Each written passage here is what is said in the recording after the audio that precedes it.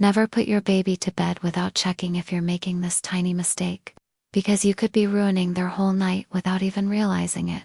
That routine you think relaxes them is the exact reason they wake you up at 3 a.m. crying, like the world is going to end. If you're watching this with a cup of coffee you microwaved 3 hours ago and bags under your eyes that reach the floor, I want you to know I completely get you. Today I'm going to reveal the 3 nighttime habits that the vast majority of parents do thinking they're helpful, but that are actually destroying your baby's brain when it's time to sleep. And I need you to pay close attention to habit number 2, because it's something almost all of us do out of pure love and fun, but in your child's body, it acts literally like you gave them a giant energy drink right before bed. Get ready, because today you are going to discover why your baby fights sleep like a pro wrestler, and how to turn off that behavior forever. Let's get real about what not sleeping actually means. When someone tells you before you have kids to catch up on sleep now, you laugh and think they're exaggerating. But then the baby arrives, and suddenly, you find yourself pacing a dark hallway at 2 a.m., bouncing on a yoga ball, feeling like your brain is made of mashed potatoes. Sleep deprivation isn't just the normal tiredness of working a long day. It's a torture that changes your personality. You get forgetful, you get mad over pointless things. You cry because you dropped a spoon on the floor. And you feel massive guilt thinking you're doing something wrong as a parent. But here's the big secret. You aren't doing anything wrong on purpose. Nobody handed you an instruction manual when you left the hospital. You are operating on pure instinct and advice from your grandma or the internet that, a lot of the times, is completely wrong to understand the disaster that happens at night. We have to get inside your baby's head a little bit. Imagine that your child's sleep is like a delicate house of cards. If you blow a little too hard from the wrong angle, the whole thing crashes down. The human brain runs on a biological clock, and this clock feeds on 2 main things: hormones and sleep pressure. Sleep pressure is easy to understand. It's like an empty backpack your baby puts on when they wake up. Every minute they spend awake, we put a rock in the backpack. By the end of the day, the backpack is so heavy that the baby has no choice but to close their eyes and sleep. That's normal. The problem starts when hormones enter the game. The 2 stars of this show are melatonin and cortisol. Melatonin is your best friend. It's the hormone of darkness, the one that tells the brain, it's time to shut down the engines. Relax, we are going to sleep. Cortisol, on the other hand, is the stress and alert hormone. It's the body's fire alarm. When there's cortisol in the blood, the brain says, danger, wake up, we have to be ready to run. And this is exactly where we introduce the big problem of modern life, and the first toxic habit that is ruining your nights. Habit number 1. The trap of bright lights and screens right before bed. We live in houses packed with technology. You have super white LED lights in the living room, the TV on in the background playing the news or a show, and you probably have your phone in your hand checking social media. A lot of times, when the baby is fussy after dinner, a parent's instinct is to put a cartoon on the phone or tablet for 5 little minutes just to keep them quiet. Or maybe you just have them in the living room with you, while the ceiling lights are shining like it's a football stadium. Here is what they don't tell you about light. Melatonin, that magic sleep hormone we talked about, is like a vampire. It hates light. It especially hates the blue light that comes from phone screens, TVs, and white LED lights. When that light enters your baby's little eyes, it travels straight to a part of their brain and hits the pause button in the melatonin factory. It literally stops the production of the sleep hormone. So, you have a baby whose exhaustion backpack is super full. They are wiped out. But because they were looking at a screen or sitting under bright lights until the very last minute, their brain has no melatonin. Their body is confused. They are physically tired, but their brain thinks it's high noon and it's time to go play. The result? You put them in the crib, and they start screaming, kicking, and become impossible to calm down. It takes them hours to fall asleep, and when they finally do, their sleep is so shallow that a flying fly wakes them up. The solution to this is to create a cave. An hour before your baby's bedtime, you have to turn off the sun in your house. Turn off the harsh ceiling lights. Turn on small lamps with warm light, like yellow or orange tones. Turn off the TV, No phones in their face. Zero screens. If you do this, the melatonin factory in their brain will start pumping that hormone like crazy. And by the time you put them in their crib, their eyes will be naturally heavy, without you having to fight with them. Now get ready, because we are moving to habit number 2. This is the one that breaks hearts, because we do it thinking we are the best parents in the world. Habit number 2. The myth of tiring them out to the max so they sleep better. Picture this scene. Mom or dad gets home from work at 6 in the evening. They haven't seen the baby all day and they missed them a ton. The baby goes to bed at 7. So they have 1 hour to enjoy them. And what do? They start playing rough. They tickle their belly to hear them laugh out loud. They throw them in the air like an airplane. They pull out that giant plastic toy with flashing colored lights that plays loud songs. The baby laughs, screams, gets excited. You think, great, they're burning a lot of energy. They're going to crash hard in bed. This is the biggest mistake in the history of parenting. Think about it like this. What happens to you if right before you go to sleep you get on a roller coaster, drink a double espresso, and start dancing at a party? Could you come home, get in bed, and fall asleep in 2 minutes? Of course not. Your heart would be racing a mile a minute. When you overstimulate your baby right before sleep, their nervous system gets stressed. It's a happy stress, because they are having fun. But to their body, it's still stress. And when there is stress, guess what hormone shows up? Exactly, cortisol. The fire alarm. The baby's body gets flooded with cortisol. Suddenly, their little engine is revved up to the max. And you, at exactly 7 o'clock, put their pajamas on and try to get them to sleep. The baby can't turn their brain off. They are overstimulated and here is a brutal fact. Cortisol and melatonin cannot be in the same room. If cortisol is high, melatonin doesn't work. An overtired baby full of adrenaline is a baby who is going to fight sleep like a cat in water. And that's not even the worst part. Let's say you manage to get them to sleep from pure exhaustion. That cortisol is still swimming around in their blood. And do you know what time that stored cortisol usually explodes? At 3 a.m., that baby who was playing so happily at 6 p.m. is the same baby who wakes up at 3 a.m. screaming and stays awake for 2 hours staring at the ceiling, unable to connect their sleep cycles again. The rule here is simple.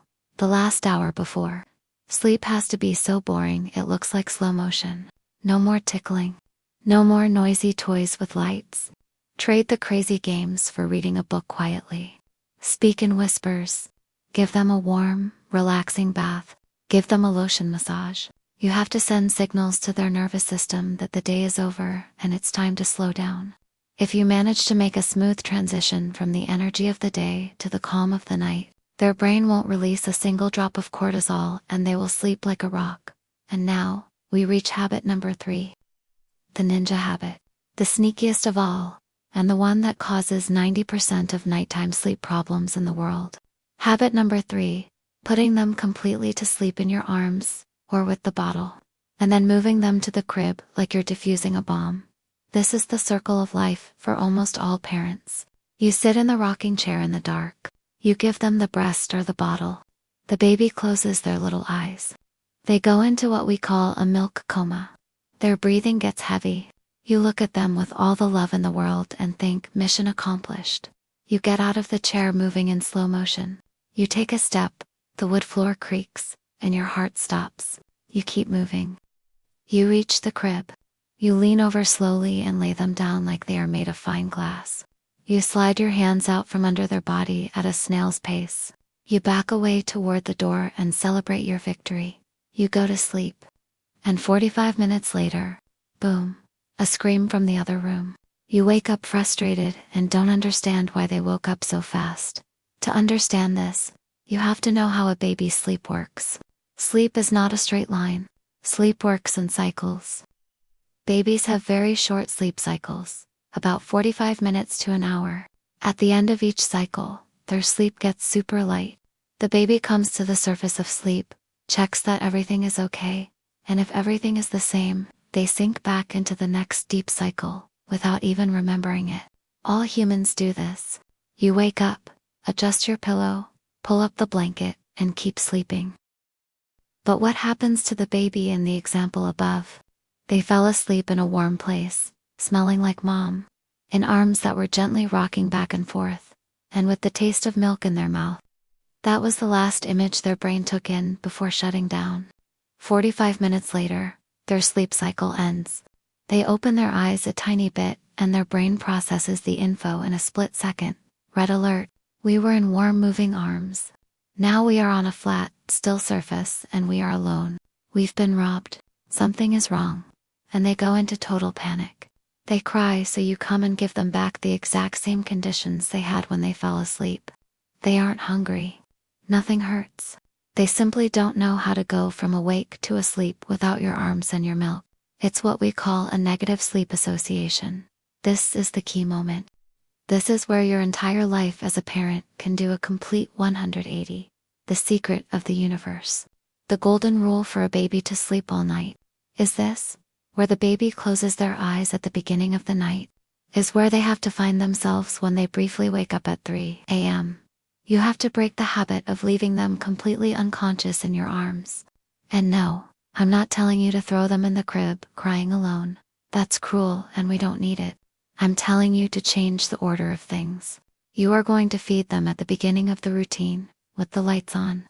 Don't let them fall asleep eating. Then you put their pajamas on, read them a book, hug them, calm them down, and put them in their crib. Here comes the trick.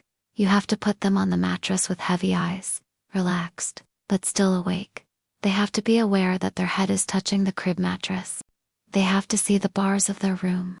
That has to be the last image in their brain. If they protest, you stay right there next to them. You stroke their forehead, make she sounds, put your hand on their chest, so they know you are there taking care of them. But you let them do the final push to fall asleep on their own in their space. I want to take you to the night when all of this works, because it's going to take effort. The first 3 days you try to do this, your baby is going to look at you confused. They are going to complain because you are changing the rules of the game. It's going to be hard and you'll want to go back to the old ways just to get it over with. But if you stay strong, if you stay consistent, night 5 arrives. Night 5 arrives and you give them their bath in dim light. You put their pajamas on in silence, whispering. No screens, no loud noises. Melatonin is maxed out. You put them in the crib awake but super tired and at peace. You sit next to them, stroke their head, and in 3 minutes they close their eyes on their own. No tears, no stress, no bottle in their mouth. You leave the room and get in your bed. You stare at the monitor waiting for the first scream. But an hour goes by, and nothing. 3 hours go by, and nothing. Suddenly, you open your eyes, scared. You feel like something is wrong because you slept too much. A ray of sunlight comes through your window. You grab your phone with shaking hands. It's 7 a.m., you jump out of bed with your heart racing. You run down the hall thinking the worst. You open the baby's bedroom door slowly, and you see them there. Lying down, breathing softly and deeply. Sleeping like a little angel. They didn't call you all night. If they woke up at 3 a.m. at the end of a cycle, they looked around, saw they were in the same crib where they fell asleep, sighed, and closed their eyes again all by themselves. They did it. And you slept 8 solid hours for the first time in a year. You feel like you've been reborn. You look in the mirror and your eye bags are smaller. You feel incredible energy. You realize that life with a baby doesn't have to be a torture of extreme exhaustion. When your child wakes up in the morning, they aren't cranky or whiny. They are happy, smiling, and their little eyes sparkle with rest. You understand that sleeping well is teamwork, and that by taking away those bad habits, you just gave them the most important tool for their mental and physical health. So let's summarize this, so you never forget it. The next time bedtime rolls around, I want you to scan your routine. Do you have bright lights on, or the TV blasting? Turn them off. Create a cave so melatonin can flow. Are you playing Tickle Monster or making loud noises right before bed? Stop. Trade the chaos for total calm to keep cortisol from flooding their blood. And the most important one, are you rocking them until they are in a coma in your arms just to sneak them into the crib? Stop doing that today. Put them on their mattress, relaxed but awake. So they learn to connect their sleep cycles on their own and stop looking for you terrified in the middle of the night. You have the absolute power to change your nights and bring peace back to your home. Trust yourself and trust your baby, because they are capable of learning if you teach them with patience and love. If you want to know the exact formula to get your baby to stop taking 20-minute naps and finally sleep for solid hours during the day, click on this video on your screen right now.